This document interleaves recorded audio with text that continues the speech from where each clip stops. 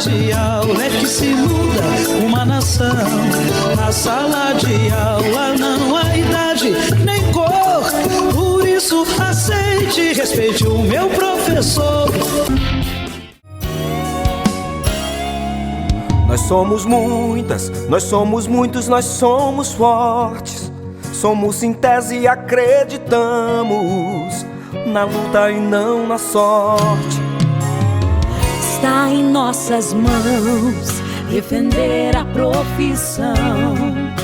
Por isso seguimos juntos, foco e ação. Somos Sintese, nossa vida é lutar. Em qualquer hora, em qualquer lugar. Boa tarde! Não, você não está no programa errado. Está sim no TV Sintese, que vai ao ar todos os sábados. É que este programa foi gravado durante o 18º Congresso Estadual, que aconteceu nos dias 9, 10 e 11 de novembro no Yacht Clube de Aracaju. Neste evento, nós tivemos o privilégio de ter como debatedores Cacilda Cavalcante, professora doutora da Universidade Federal do Maranhão, e Carlos Abicalil, professor e assessor parlamentar. O tema que eles abordaram foi as lutas pela valorização dos profissionais da educação na perspectiva da construção de uma educação emancipadora, financiamento e privatização da educação pública e o PNE. Como o tema foi discutido em conjunto, as perguntas serão direcionadas aos dois convidados. Boa tarde, professora Cacilda. Boa tarde, professor Carlos. Sejam bem-vindos ao TV Sintese. Que bom, felicidade de poder entrevistar os dois. Então a gente vai começar assim essa dinâmica, eu direciono a pergunta e aí pode ficar à vontade, tá, professor Carlos, professora Cacilda, para intervir na fala um do outro. É um bate-papo aqui com a gente. Então vamos lá para a nossa primeira pergunta. E é uma pergunta bem básica, mas de suma importância, e eu gostaria que vocês me respondessem o que é uma educação emancipadora e qual a sua importância para a sociedade brasileira. Vamos começar aqui com a professora Cacilda. Boa tarde. Olha, a nossa concepção, né, de educação emancipadora é aquela educação que leva o sujeito, né, à sua condição humana, né, de emancipação cultural, política, também econômica, né, que possibilite aos sujeitos fazer leituras do mundo, compreender o mundo, também intervir no mundo, né? Então, essa educação que também potencializa o desenvolvimento do sujeito em sua totalidade, né? Uma educação que possibilite às pessoas ter uma formação unilateral, né? Essa formação completa, né?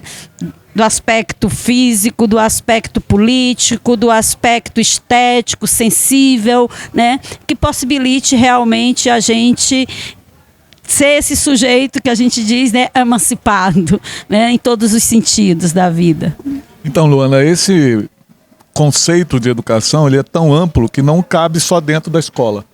A escola é uma parte fundamental desse conceito de garantir as oportunidades, de fazer os encontros das pessoas de diferentes origens, de diferentes linguagens, de diferentes capacidades sociais e econômicas.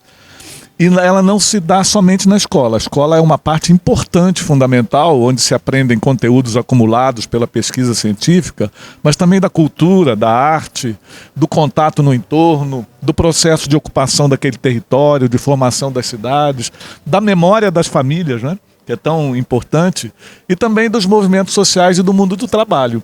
Vale a gente lembrar o conceito que está escrito no artigo 1º da Lei de Diretrizes e Bases da Educação Nacional, que menciona que se dá na família, se dá na sociedade, se dá nas relações sociais, nas relações de produção econômica, no movimento social, das diversas formas em que o movimento se organiza, e no ambiente escolar, inclusive até a universidade. Só pode ser emancipadora se garantir liberdade, se garantir capacidade crítica, se garantir possibilidade de se desenvolver em determinada linha de conhecimento ou interesse, de desenvolver as potencialidades tão diversas das pessoas e de garantir fundamentalmente que seja um exercício amoroso, onde não é a culpa que é que forma o cidadão, mas é exatamente o desenvolvimento das suas habilidades, das suas competências, dos seus interesses, projetando o futuro.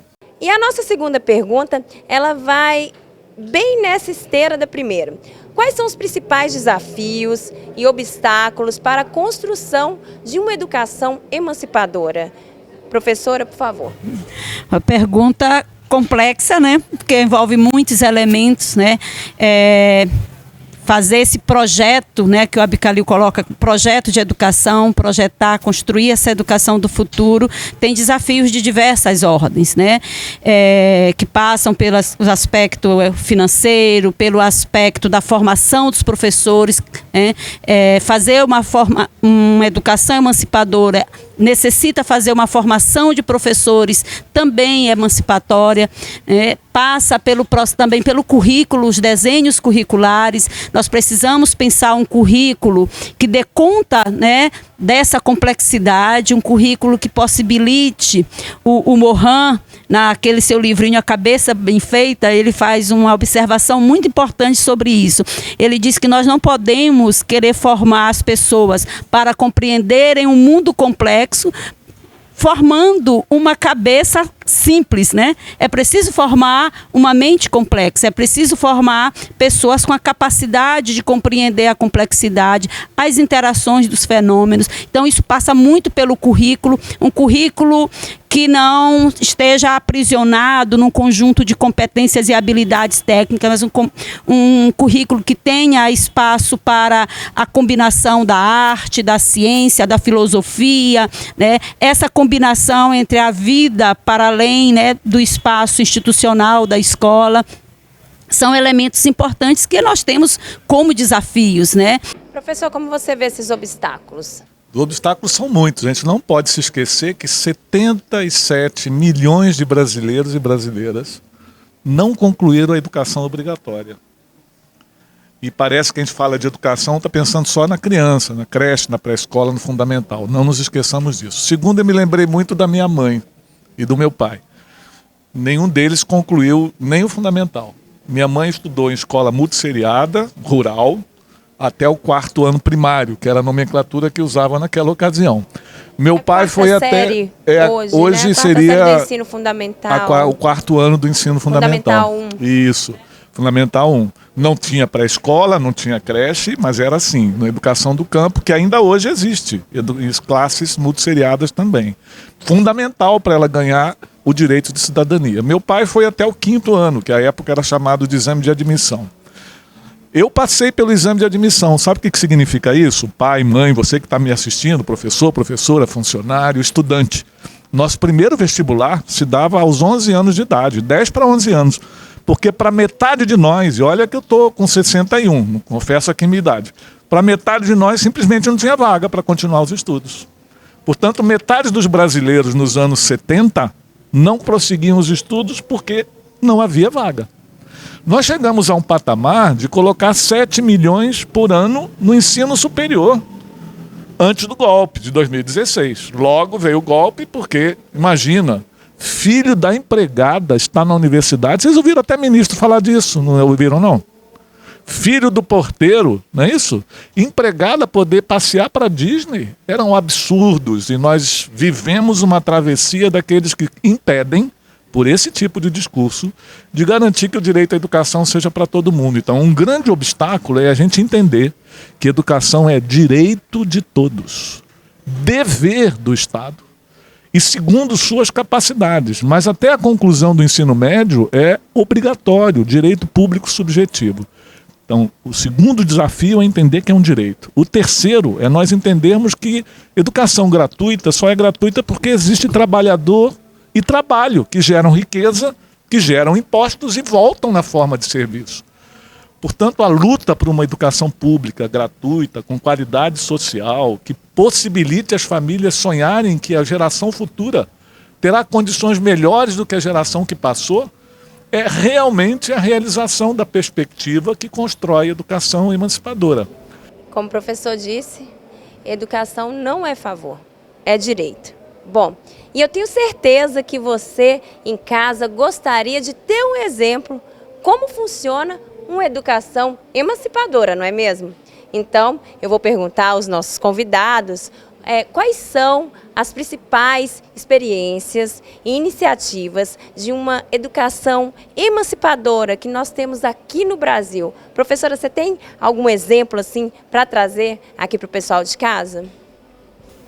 Olha, nós poderíamos fazer assim um grande inventário, né, de iniciativa, de experiências, desde os governos até os movimentos sociais, né? Eu gostaria de destacar a experiência, né, de educação do campo, né, de educação quilombola, de educação indígena, desenvolvidas por diversos movimentos sociais, né? Eu acho que o movimento dos trabalhadores rurais sem terra, que tem sido tão agredido, né, aí pelo agronegócio, né, que passou agora, enfrentou uma CPI, né, montada, né, para desconstruir todo o trabalho do Movimento Sem Terra, do MST.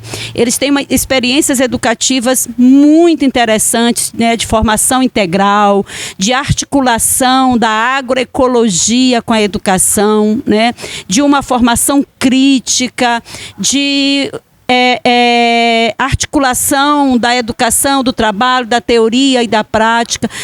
O MST tem experiências de formação da juventude camponesa, né, na área, em diversas áreas de ensino médio integrado, de pensar o currículo integrado como esse currículo que possibilita, né, articular diversos âmbitos da formação, né? Nós vamos encontrar experiências no Rio Grande do Sul, no Ceará, no Maranhão, no Piauí, né? Muito interessantes. Nós vamos encontrar muitas experiências interessantes também do movimento da pedagogia da alternância, né? Essa pedagogia que articula o chamado tempo escola com o tempo comunidade, onde as crianças, os jovens, os adolescentes passam um tempo na escola e outro tempo estudando na comunidade com suas famílias, fazendo pesquisas, trazendo demandas de pesquisa e de estudo, de compreensões para a escola, levando demandas da escola para a comunidade,